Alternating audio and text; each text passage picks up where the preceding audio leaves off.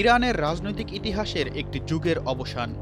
দেশটির সর্বোচ্চ নেতা আয়াতুল্লাহ আলী খামেনির জানাজা আগামী ৪ জুলাই রাজধানী তেহরানে অনুষ্ঠিত হবে, আর ৯ জুলাই উত্তর পূর্বাঞ্চলীয় শহর মাশহাদে তাকে দাফন করা হবে বলে জানিয়েছে দেশটির রাষ্ট্রীয় গণমাধ্যম।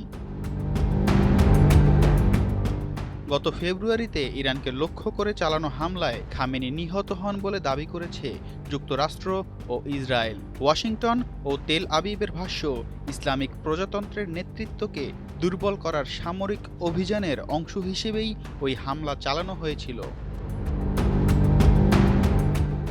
খামেনির মৃত্যুতে ৩ দশকেরও বেশি সময় ধরে ইরানের সর্বোচ্চ নেতৃত্বে থাকা একটি অধ্যায়ের সমাপ্তি ঘটেছে। তার নেতৃত্বে ইরান আঞ্চলিক ও আন্তর্জাতিক রাজনীতিতে গুরুত্বপূর্ণ ভূমিকা পালন করে আসছিল।